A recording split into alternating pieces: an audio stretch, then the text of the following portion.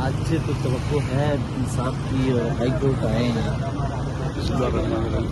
دیکھیں بعض اوقات السلام علیکم. پاکستان جو ہے نا اس وقت پاکستان کی تباہی اور بربادی کی تاریخ لکھی جا رہی ہے. پارلیمنٹ اپاہج، عدلیہ پیرالائزڈ، کوئی ادارہ فنکشن نہیں کر رہا صحیح طرح سے، انتخابات صحیح طرح سے نہیں ہوئے. پاکستان کی تباہی کی تاریخ ہے جو لکھی جا رہی ہے. بار بار عدلیہ کے دروازے پر دستک دیتے ہیں کہ شاید ضمیر جاگ جائے اور لوگ بھی یاد رکھیں گے، اور جب پڑھیں گے پاکستان کی تاریخ کو تو ہر ایک کا چہرہ سب کے سامنے آ جائے گا. کیونکہ ہم نہیں رہیں گے، یہ بلڈنگیں ہوں گی، یہ سڑکیں ہوں گی، انشاءاللہ پاکستان بھی ہوگا، پاکستان کے عوام بھی ہوں گے.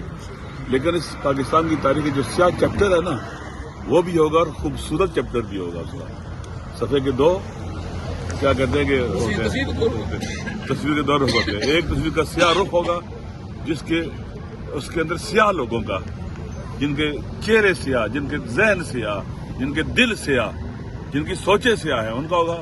ایک طرف وہ لوگ ہوں گے جو حق کے لیے، رول آف لا کے لیے، آئین کی سپریمیسی کے لیے، پارلیمنٹ کو طاقت کو چشمہ بنانے کے لیے، عوام کو فنڈامنٹل رائٹس دلوانے کے لیے، اور پاکستان کو ساورن کنٹری باوقار ملک بنانے کے لیے، اور عوام کو امپاور کرنے کے لیے، عوام کو طاقتور بنانے کے لیے جدوجہد کرتے رہے. اور یہی راستہ سچ کا راستہ ہے، حق کا راستہ ہے، اور یہی وہ راستہ جس پر نجات مل سکتی ہے. علامہ صاحب آج چیف جسٹس صاحب مصروف ہے سر، آج انہوں نے کیس منسوخ کر دیا، کیا کہیں گے؟ عمران خان صاحب کا جو کیس تھا وہ آج منسوخ کر دیا گیا ہے، آج سماعت نہیں ہونے جا رہی. یہ جو کچھ بھی ہو رہا ہے اسے آپ دیکھ لیں گے. پہلے انہیں انلیگل اور ایسی بوگس قسم کی FIR میں انہیں سزا دی گئی ہے، اور اس کے بعد آپ دیکھیں ڈیلینگ ٹیکنیسز ہوتی ہیں اور کوشش کی جاتی ہے کہ جتنا دیر تک انہیں جیل میں رکھا جا سکے. بالآخر دنیا کے حالات، ہمارے اطراف کے حالات، پاکستان کے حالات، یہ سب کو مجبور کر دیں گے کہ اس کے بغیر، اس کو لائے بغیر پاکستان کو اکٹھا رکھنا مشکل ہو جائے گا. وہ ہے جو پاکستان کے عوام کو ان مشکل ترین حالات میں اکٹھا رکھ سکتا ہے. اب دن بدن صورتحال بدتر ہو رہی ہے. مہنگائی کی صورتحال آپ دیکھ رہے ہیں. پٹرول کتنا مہنگا ہو گیا ہے. پٹرول نہیں مہنگا ہوا، ہر چیز مہنگی ہو گئی ہے پاکستان. اور آپ جانتے ہیں کہ جتنے بھی کرائسز آتے ہیں، اکنامیکل کرائسز آئے تو براہ راست بوجھ کون اٹھاتا ہے؟ عوام. اس کا عوام پر، غریب عوام پر، پاکستان کے مظلوم عوام پر اس کا اثر پڑتا ہے.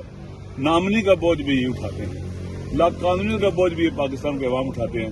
پاکستان کے عوام کو سزا دی جا رہی ہے کہ تم پاکستان میں کیوں پیدا ہوئے تھے، تم یہاں کیوں پیدا ہوئے. سزا دی جا رہی ہے. تم ڈیزرو نہیں کرتے کہ تمہیں طاقت دی جائے اور تم اپنے حکمران منتخب کرو. تم ڈیزرو نہیں کرتے کہ رول آف لا ہو. تم ڈیزرو نہیں کرتے کہ آئین کی سپریمیسی ہو. تم حیوانوں کی طرح ہو، تم کیڑے مکوڑے ہو.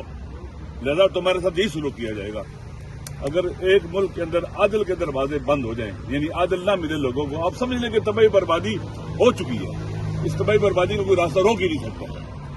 عدل کے ذریعے معروف ہے کہ ظلم کے ذریعے سسٹم چل سکتا ہے، مولا علی کا قول ہے، لیکن عدل کے ذریعے نظام نہیں چل سکتا. اس نظام نے عدل کے بغیر کفر کے ساتھ سسٹم چل سکتا ہے، ظلم کے ساتھ نہیں چل سکتا. جب ظلم آ جاتا ہے، عدل فقدان ہو جاتا ہے، تو سسٹم نے ڈھہنا ہی ہوتا ہے، تو وہ برباد ہونا ہی ہوتا ہے.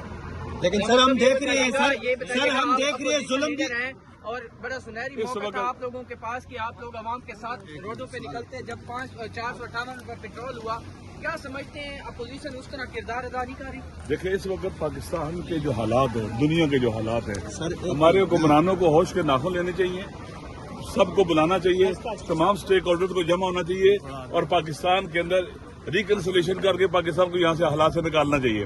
اگر پاکستان کے عوام اب نکلے نا 26 نومبر کے بعد، گولیاں ماری ہیں انہوں نے، اب جب نکلیں گے نا تو کوئی گھر واپس جانے کے لیے نہیں نکلے گا. یہ ذہن میں رکھ لینا.